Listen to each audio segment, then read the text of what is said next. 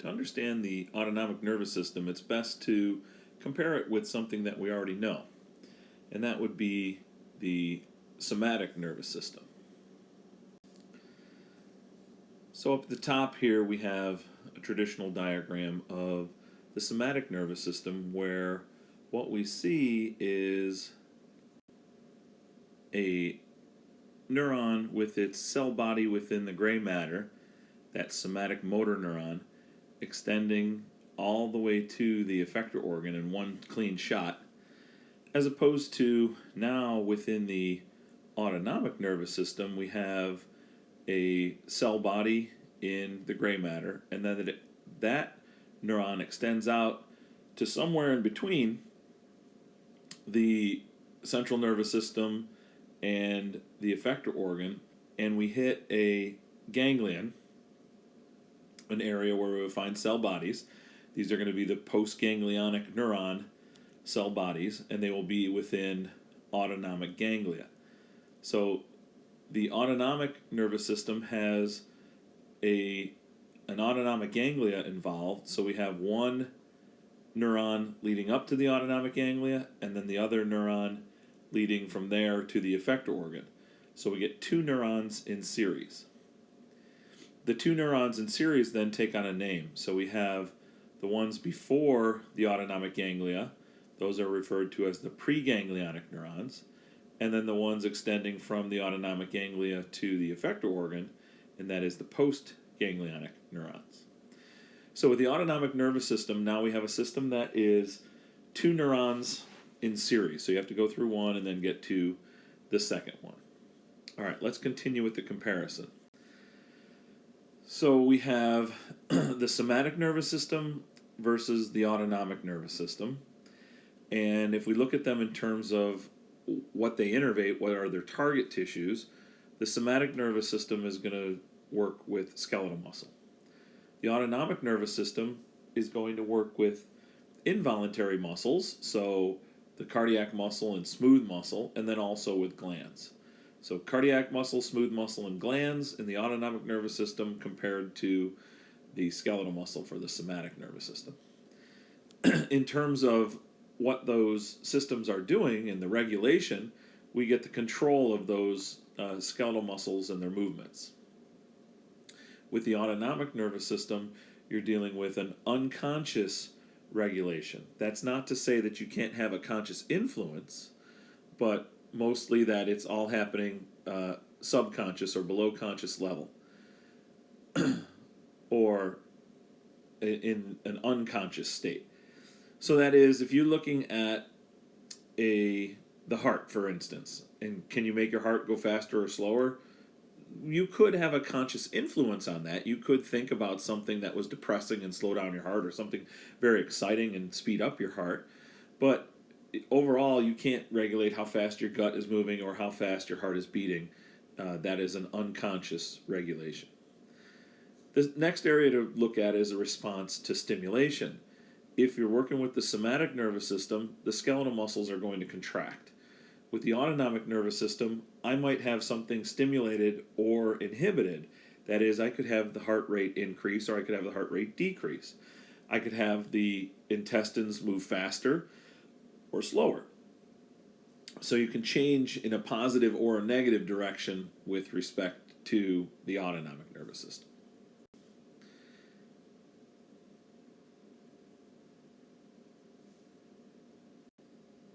I'll have to replace this with another slide eventually, but just for now, so we have it. This one over here says neuron arrangement, and again, we're comparing a continuation of the somatic nervous system, SNS, versus the autonomic nervous system. So for the neuron arrangement within the somatic nervous system, it is one neuron that led all the way from the central nervous system to the muscle, and within the autonomic nervous system, we get the two neurons in series, and the first one is preganglionic and the second one is postganglionic. We covered that in that earlier slide. So that gives us a difference in the number of synapses. With the somatic nervous system, the only synapse you have is at the effector organ. With the autonomic nervous system, there's two. There's one at the autonomic ganglia, and then there is another one at the effector organ. In terms of neurotransmitters that are used, acetylcholine is the only neurotransmitter that we see within the somatic nervous system. Within the autonomic nervous system, we again see acetylcholine, but we see acetylcholine from all preganglionic neurons. And then for the postganglionic neurons, some of them will release acetylcholine and others will release norepinephrine. Specifically, within the postganglionic neurons in the autonomic nervous system, again, was divided or is divided into two different branches, the parasympathetic and the sympathetic. Acetylcholine will come from the postganglionic neurons that are parasympathetic, and the postganglionic neurons that are sympathetic will release norepinephrine. But whether it is a preganglionic fiber that is sympathetic or parasympathetic, it will always be releasing acetylcholine. Another difference that we see within the somatic nervous system versus the autonomic nervous system is that the entire system within the somatic nervous system is a myelinated system, whereas in the autonomic nervous system, preganglionic fibers are myelinated and postganglionic fibers are unmyelinated. Here we have a depiction of part of the autonomic nervous system. This specifically is the parasympathetic branch of the autonomic nervous system. And a quick way to always tell whether you're looking at parasympathetic or sympathetic is to realize that at the top and the bottom we will have the parasympathetic. And if you recall back to your cranial nerves, they can have up to 4 functions, and one of those functions was parasympathetic. So if we see this top portion being cranial nerves, that's a sure indication that we're looking at the parasympathetic. So for the parasympathetic, one thing that we'll see is that the preganglionic fibers are very long and the postganglionic fibers are short. So one of the key characteristics of parasympathetic is long preganglionic fibers, and then short postganglionic fibers. So the preganglionic neurons are long, the postganglionic neurons are short. We see our first of our autonomic ganglia here. They are labeled as terminal ganglia, meaning that they are at or within the effector organ. So terminal ganglia are at or within the effector organ, so that's typifying the fact that we're all the way to the effector organ. So this preganglionic neuron extends all the way to the effector organ, and then the postganglionic fiber barely goes anywhere, so that's certainly long preganglionic neuron and then short postganglionic neuron. If we compare that to the sympathetic, what we see in the sympathetic is that the entire sympathetic is coming right in the middle of the spinal cord, where we have T1 to L2, we have the entire sympathetic nervous system arising from the spinal cord. Within the sympathetic, we see 2 other autonomic ganglia. The first is the sympathetic chain ganglia, and the sympathetic chain ganglia is just outside of the spinal cord. And so we're going to switch. When we talk about sympathetic, you're going to go short preganglionic neurons and then long postganglionic neurons. The other type of autonomic ganglia are the collateral ganglia, and the collateral ganglia are just a little further beyond the sympathetic chain, so still short preganglionic neurons and longer postganglionic neurons. So as an example here, we see the neuron cell body is in the gray matter. We come out, we synapse within the sympathetic chain, and then we extend all the way to the heart from there. So it's very short to go to the sympathetic chain, and then long to go to the heart. So short preganglionic neuron, long postganglionic neuron. So this, of course, would be the sympathetic nervous system, because we're using the sympathetic chain ganglia as a hint. and then again we're going short preganglionic neuron, long postganglionic neuron. Another example is that we have the collateral ganglia. Again, we're going to go from the gray matter, extend out, go through the sympathetic chain, continue on and go to one of the collateral ganglia. So still relatively short in length, and then from that collateral ganglia we'll extend all the way to the effector organ, and here it's the intestines. And so that postganglionic would still be longer than the preganglionic neuron. Not shown very well in this picture, but you're going to these collateral ganglia and then extending further beyond and getting into the intestines, and so longer postganglionic neurons. All right, so now let's put a little of this together, and what we see here is on the right-hand side we see parasympathetic, and on the left-hand side we see sympathetic. This diagram is showing us another feature of the autonomic nervous system, or for the sympathetic and parasympathetic, and that is they exhibit something called dual innervation. Dual innervation is referring to the fact that if we look at any one particular structure, there is an input from the parasympathetic as well as an input from the sympathetic. So all over this diagram we see parasympathetic, sympathetic, parasympathetic, sympathetic, parasympathetic, sympathetic, parasympathetic over here, sympathetic over here for the lungs. For the heart, parasympathetic, sympathetic. For the liver, parasympathetic, sympathetic. For all of the organs, you're seeing this dual innervation, both the parasympathetic system as well as the sympathetic nervous system innervating all of the organs. This is also showing us the sympathetic chain and the collateral ganglia belonging to the sympathetic side, and then at or within the effector organs we have the parasympathetic or the terminal ganglia. So collateral ganglia, sympathetic chain belong to sympathetic, and then terminal belong to the parasympathetic. Now you might look at these over here and go, well, these don't look very much like they're at or within the effector organs. Well, this diagram is spread out. So this is the brain, this is the face. So this brain would be inside that location. And let's look at this one right here. This one is referred to as the submandibular ganglia.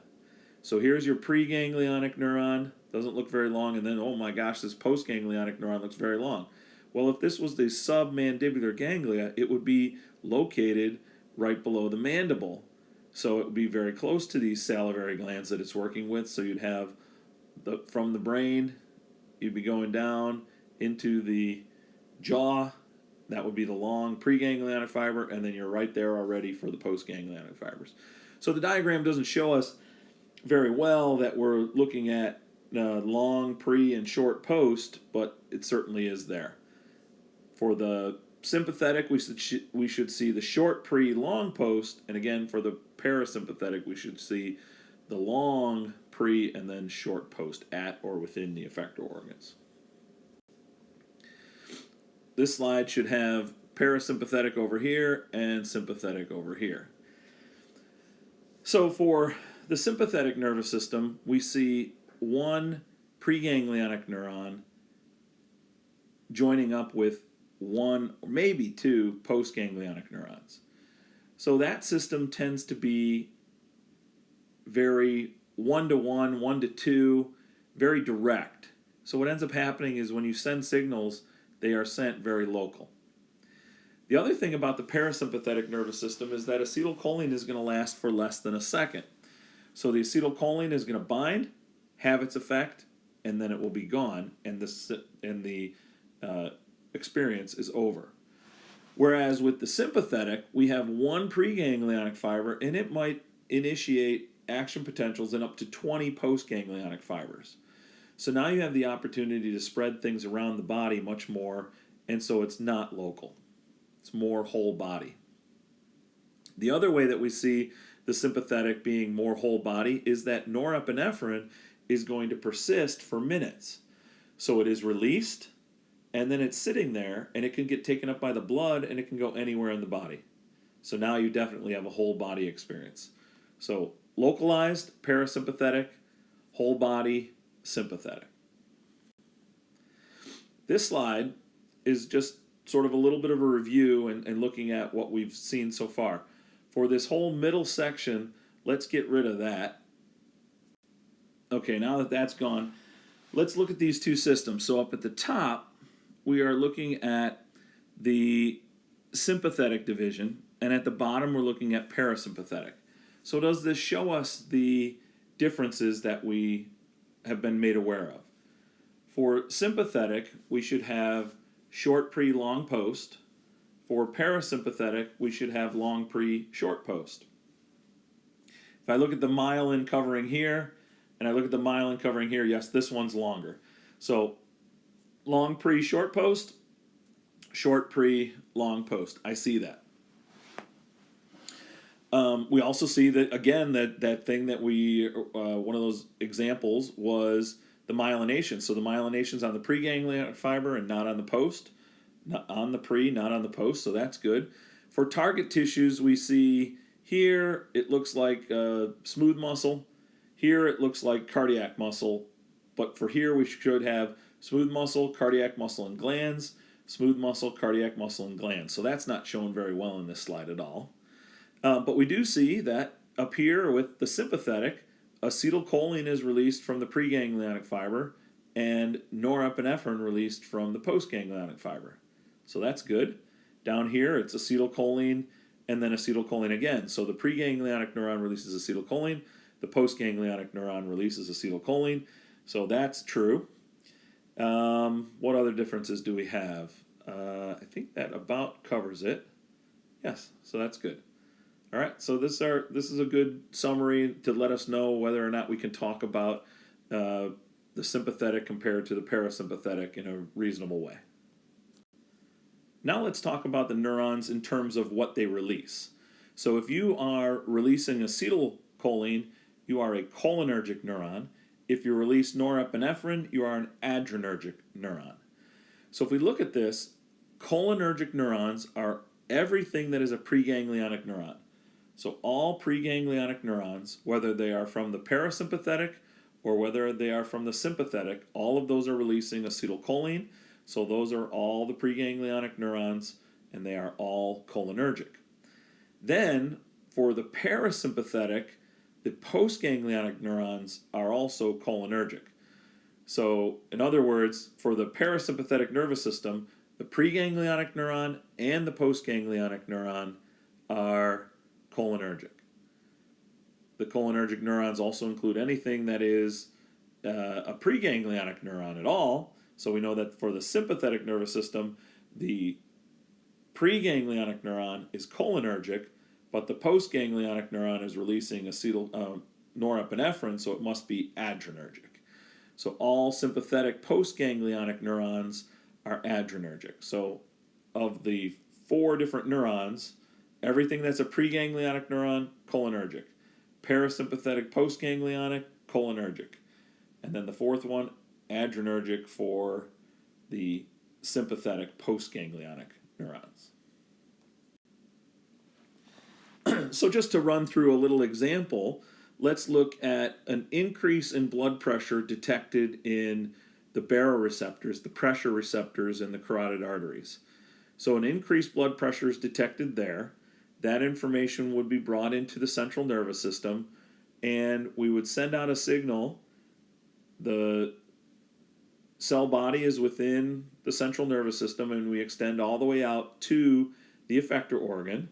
So that seems like it is a long preganglionic fiber. This would be a terminal ganglia at or within the effector organ, and then the postganglionic neuron would be very short.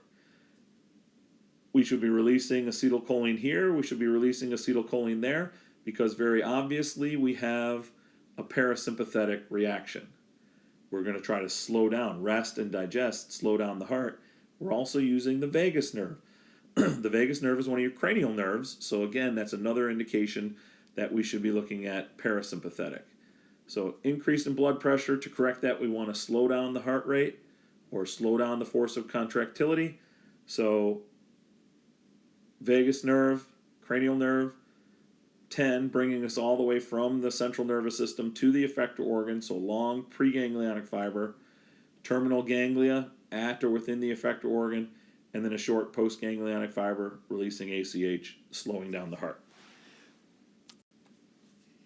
If we were slowing down the heart too much, we might see a decrease in the blood pressure detected within those carotid baroreceptors. So that information would go into the central nervous system. We have to use the sympathetic to get it to go back up, so we have to go down to that mid-region of the spinal cord. So here we will take a preganglionic neuron and just go to the sympathetic chain. So very short preganglionic neuron. We're using the sympathetic chain ganglia. We jump to, or synapse to, the postganglionic neuron, which is longer. And here we are going to release norepinephrine. And here we would be releasing acetylcholine. So acetylcholine first, norepinephrine second. Norepinephrine increase the contractility of the heart, increase the speed to offset the problem that we started with. So just to overall get an idea, again, what's happening with sympathetic, which will be on this side, and parasympathetic, which will be on this side. Sorry again for the slide. So the sympathetic is fight or flight. What we see with the sympathetic is you're dumping a lot of energy. It's pretty wasteful. But again, you're talking about survival. So fight or flight, you're worried about, am I going to survive to the next hour or two? So dump energy. It doesn't matter about any energy. So use up energy very fast. Another thing we see here is that the sympathetic is going to counteract the parasympathetic, and we'll get back to that idea in a second. So for parasympathetic, that's rest and digest. Those are the key words there. So that's very homeostatic. That is conserving energy, restoring energy, keeping things within a range, keeping every system operating in a good range, again, to conserve energy and to restore energy. Now, for that, what we also see with the parasympathetic is the parasympathetic nervous system is always running. Always running. It always has a constant output. Now, that's where this part of the sympathetic comes in to counteract the parasympathetic enough to carry out daily functions. Because if you think about it, if the parasympathetic is always running, it's always telling us to rest, slow down, and eat, digest. And so this is very, sometimes you want to just override that and say, we got to do something. We got to get something done. So counteract the parasympathetic enough to carry out daily functions is a very important function of the sympathetic nervous system.